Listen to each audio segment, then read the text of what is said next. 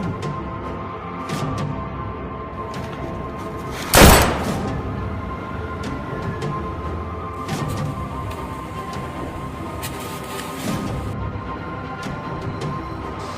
Hey!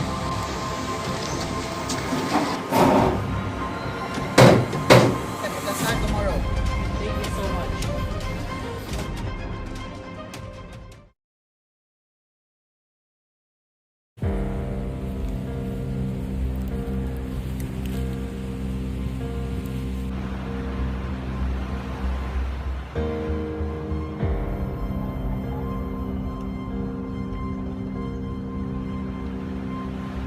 We ran out of beer, bro.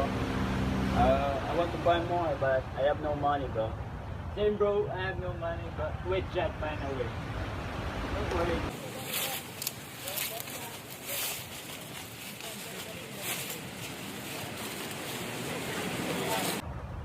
Do you see that man, bro?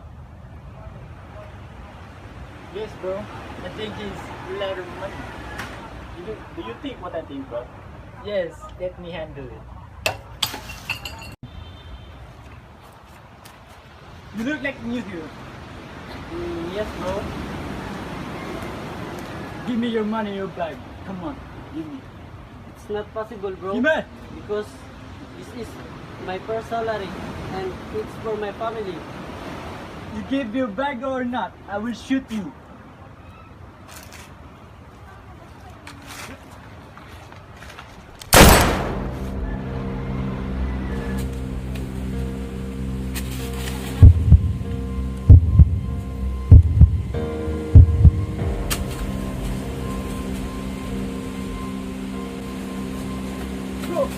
Bro, what's happening to you, bro? Bro, wake up, bro. Bro. Help! Help!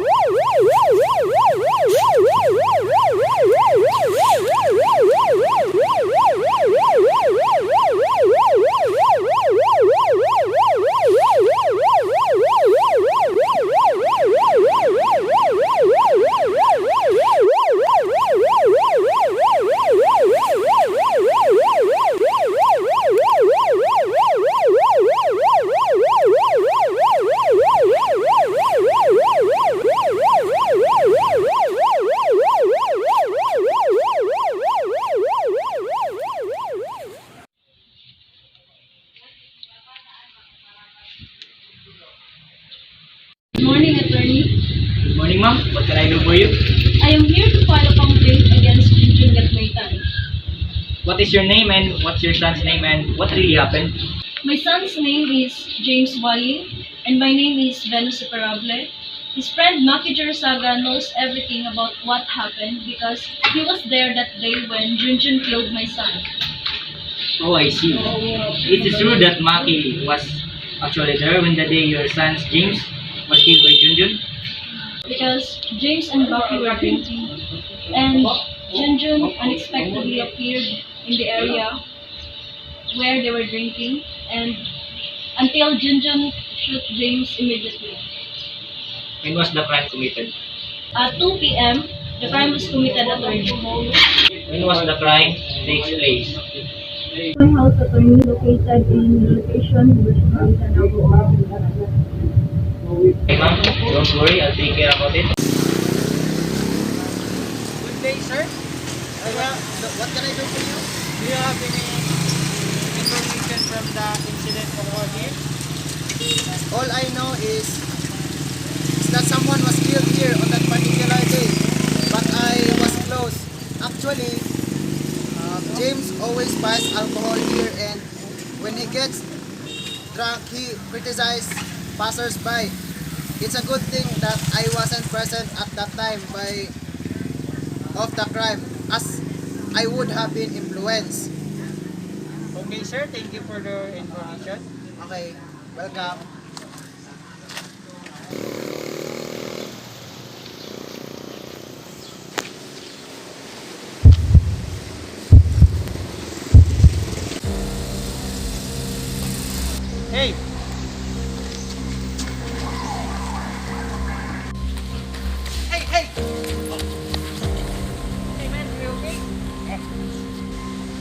what really happened?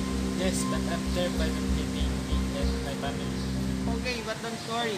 We'll look after your loved ones. Just tell the truth in the court and what is really happened. Okay. Okay, thank you so much. Good morning, sir. What can I do for you? Please take a seat. Good morning, sir. I'm Attorney Christian Neri Bastasa, and I'm the public prosecutor of Mrs. Vina Superable for the case of Junjun Ganmaitan, and I'm here to get all the information and files you have gathered. The police investigation report, the complaint, the police blotter, and all evidences that you have obtained in the crime scene. Okay, just wait for a while.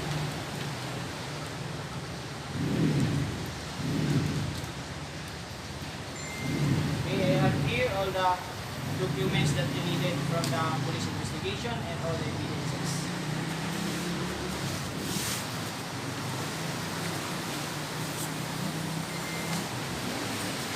Okay, sir, this is all I want, and thank you, Mr. Officer.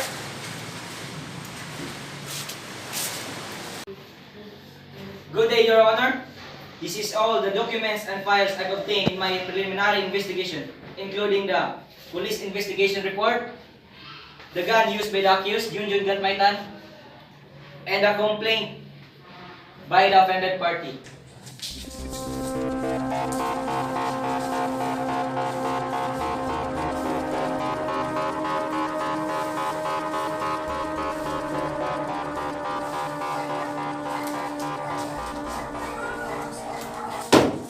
Thank you, Attorney. I am satisfied with this information you obtained from your investigation.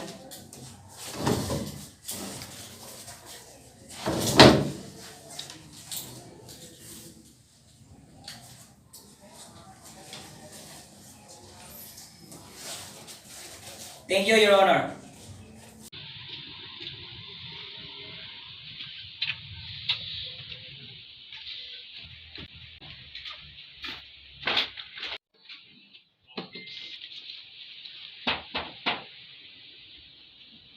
Morning, sir. Are you Junjun? Yes, sir. Okay, Junjun, we are here to invite you to the police station. You're arrested to the crime of murder. You have the right to remain in silence. Any statement you make may be used against you in any court of law in the Philippines. You have the right to have a competent and independent counsel, preferably of your own choice. If you cannot afford the services of counsel, the government will provide one for you. Do you understand these rights?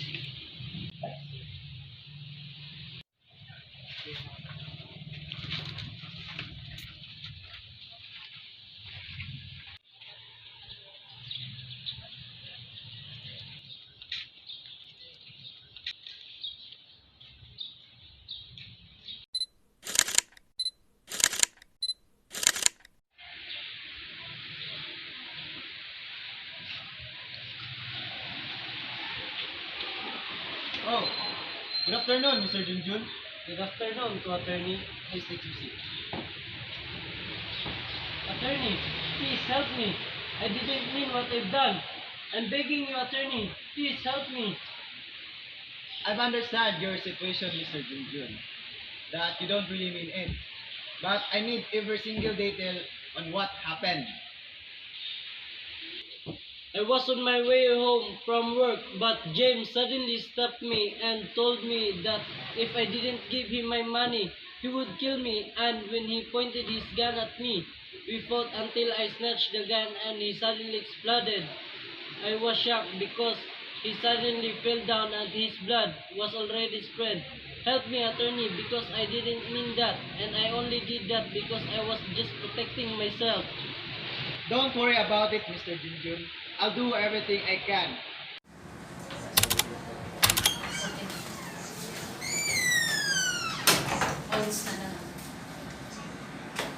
Please all rise.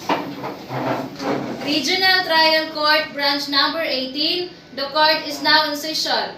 Silence is hereby enjoined. You may now take your seat. Is everyone prepared for arraignment in criminal case 3266? People of the Philippines versus Junjun Gatmaitan, who is accused of murder. I'm ready for the people, Your Honor. I'm ready for the defense, Your Honor. Is the accused in court? Your Honor, Attorney Bautista Ijan, appearing counsel of the accused, has present and ready for arraignment. Is the complainant present? Yes, Your Honor. The complainant Venus Superably is in court, and I'm Attorney Christian Neri Bastasa, appearing counsel of the complainant. Junjun Gatmaitan, please stand. Does your counsel explain to you what will transpire in today's arraignment? Yes, Your Honor. Do you understand English language, or would you like to be arraigned in language other than English? I understand English, Your Honor. Let's proceed with arraignment. People of the Philippines versus Junjun Gatmaitan Criminal Case 3266 for murder. Information. You are Junjun Gatmaitan and you are being accused by Filipino people in the murder case of James Wally.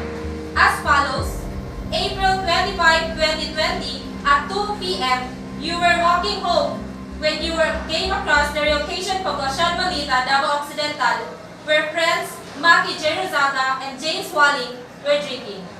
And James spoke to you. But you shoot him and fled right after what happened. Do you understand the nature of accusation against you, Junjun Gatmaitan? Yes, Your Honor. What is your plea? Not guilty, Your Honor. The accused entered the plea of not guilty. Are you willing to enter a plea of guilty to lesser your offense? Yes, Your Honor, but I didn't mean it. He pointed a pistol at me and I snatched it to defend myself. Due to exculpatory evidence, the accused Junjun Gatmaitan entered the plea of not guilty. Set this case for preliminary conference on April 30 this current year on afternoon. Session is adjourned. All rise.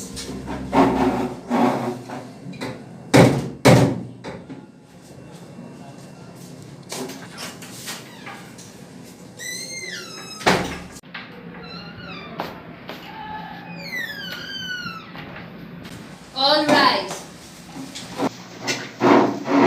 The Honorable Juna Yato presiding. Silence in hereby enjoined.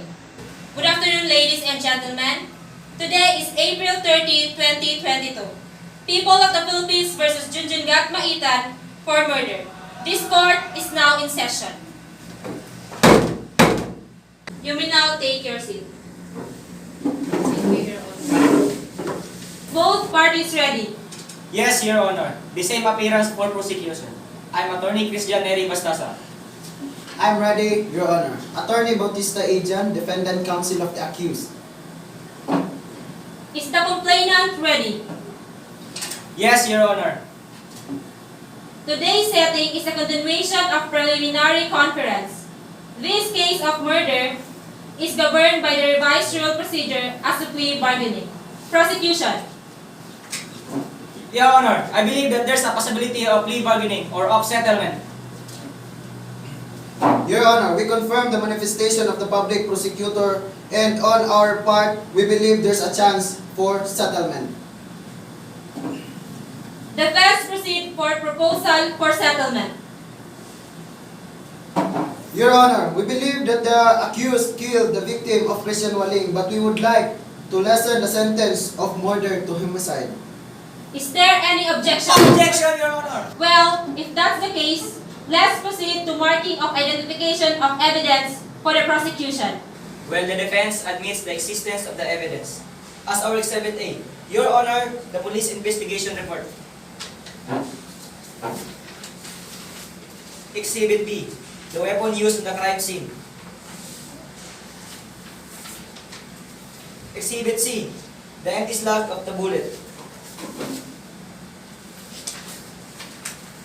Exhibit D, the dead body of the victim. And lastly, the Exhibit E, the affidavit of the private complainant.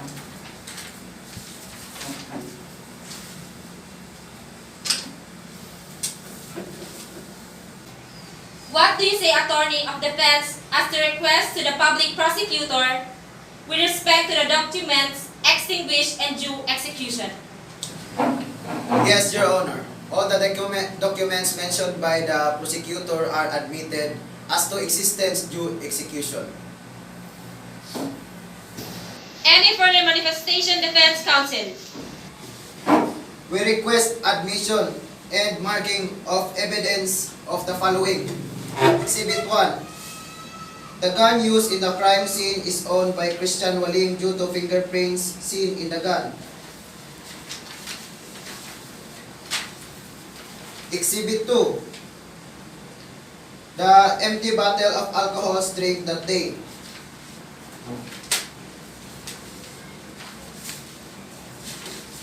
Exhibit 3.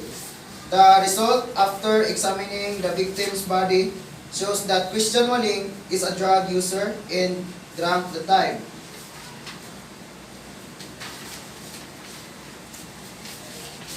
And Exhibit 4, the blatter report of misbehavior of Christian Waling.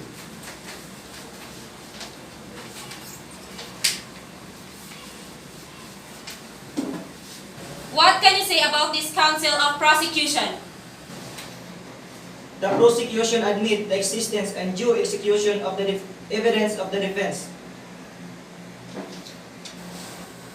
Your Honor, we would like to propose stipulation for the following items of this honorable court has jurisdiction over the crime committed. We admit as to the jurisdiction of this honorable court. That would be stipulation number 1. Is the defense party admit the identity of the accused, June Gatmaitan? Yes, Your Honor. We admit the identity of the accused. That would be stipulation number 2. How about the defense? Any proposal for admission of stipulation? Request admission, Your Honor.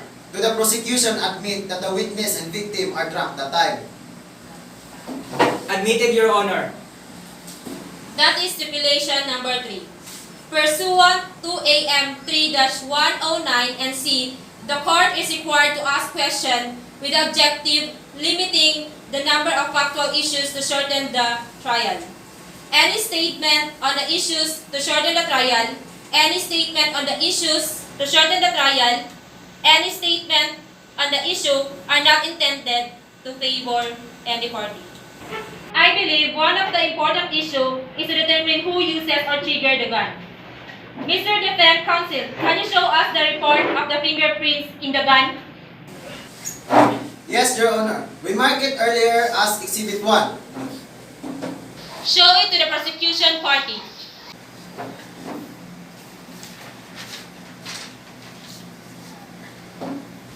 Prosecutor, do you agree to this report? The fingerprints seen in the trigger is Christian Waling. Yes, Your Honor. Is there any waiver of objective to both parties? I waive my objection, Your Honor. I waive my objection, Your Honor. By waiving the objection for the evidence, we shall set this case for trial proper and both sides should prepare their oral witnesses on May 5 this current year at 1 p.m. This session is adjourned. All rise.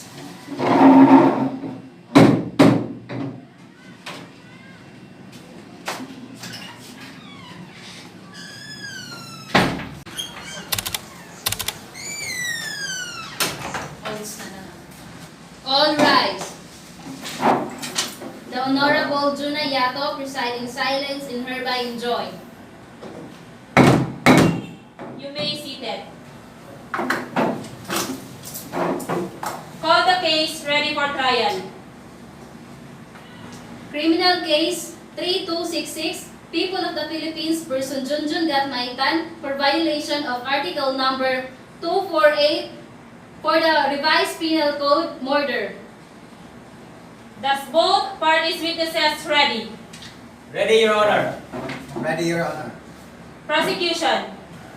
We shall presenting the friend of Christian Waling, who's with the victim with the crime committed. Prosecution witness, please come forward.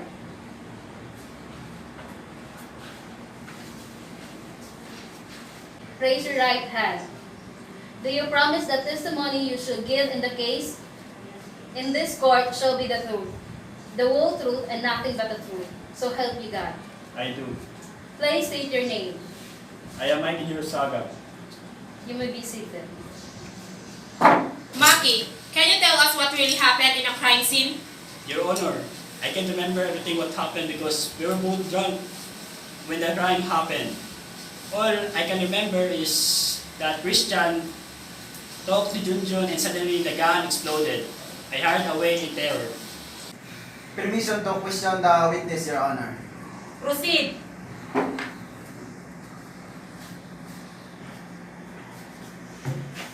What is your actual connection with Christian? We are best friends. Oh, I see. Did you consume a lot of alcohol those hours? Yes, we consume a lot of alcohol during those hours. If both of you are friends, did you remember Christian that owns this gun? Yes, he owned them. No further questions, Your Honor. Mr. Witness, you can go back to your seat.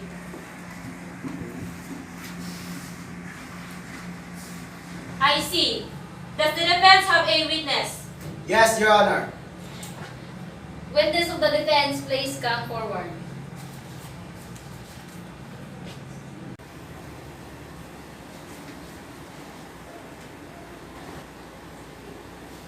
Please raise your right hand. Do you promise the testimony you shall give in this court shall be the truth, the whole truth, and nothing but the truth? So help you God. I do. Tell us your name. My name is John Molly. Cousin of Christine Swanee. You may sit seated.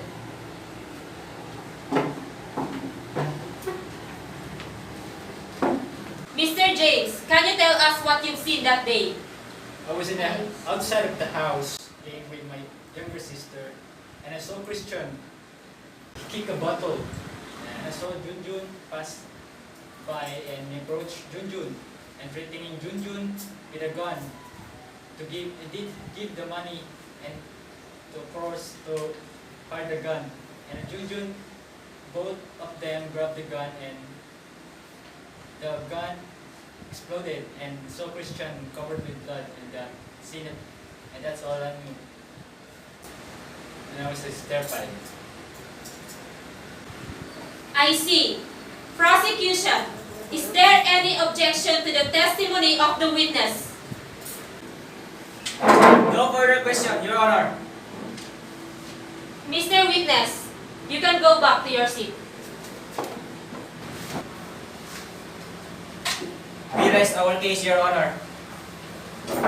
Defense, when do you want to schedule the final judgment? We would like to set the case tomorrow, May 6, 2022. Are you available to the scheduled prosecution? Yes, Your Honor.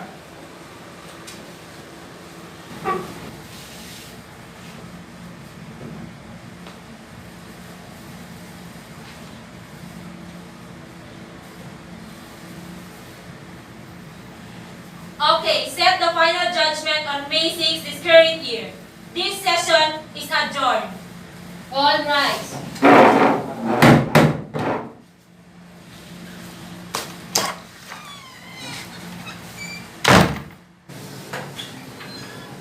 All rise.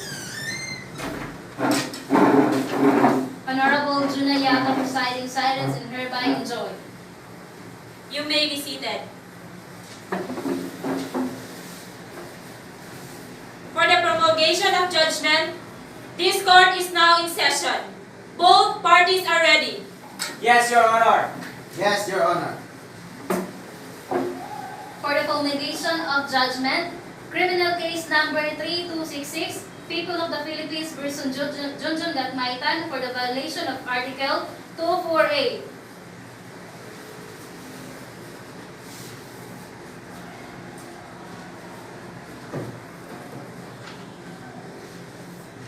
We call the accused to come forward in the criminal case number 3266, People of the Philippines versus Junjun Gatmaitan.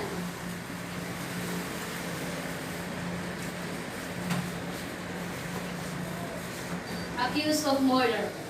Considering the testimony of the witness of both parties and after thorough examination of the facts and circumstances, the court with pertinent laws as defined as of Article 249 under Section 1 of the Act 3815, otherwise known as the Revised Penal Code by means of homicide. The killing of one human by the act, procurement of omission of another, and in the case of accused, he accidentally killed the victim by means of self-defense, justifying circumstances. Therefore, I conclude, Junjun Gatmaitan is hereby guilty beyond reasonable doubt under Section 1, Article number 249, Act 3815, homicide.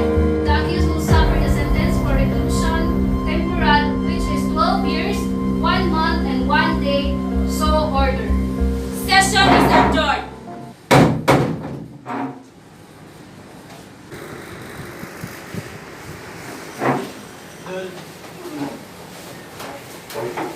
Congratulations. Congratulations.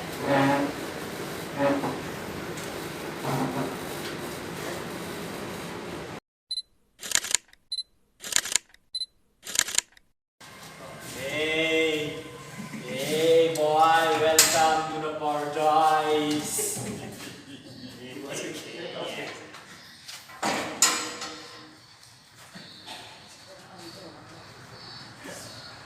Hey bro, what have you done? I murdered someone unintentionally. I was only defending myself, bro. It's alright, dude. There are others here who have done the same thing. Let's just play, shall we? Okay. Come on, bro.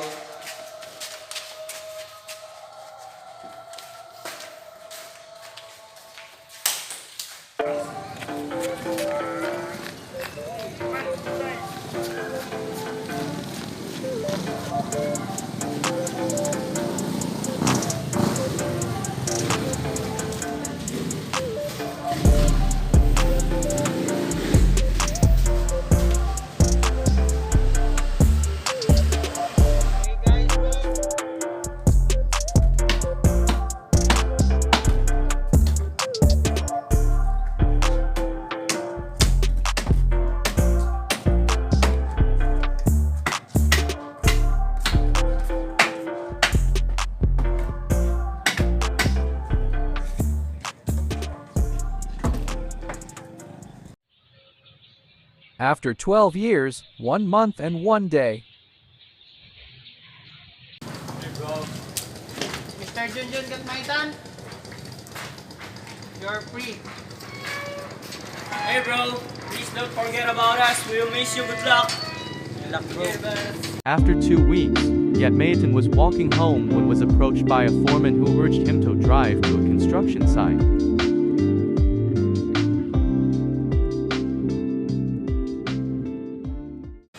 Hey, are you Junjun? I heard you're good at carpentry. Yes, maybe. You can put me in there. Sure, no problem. You can start tomorrow. Thank you so much.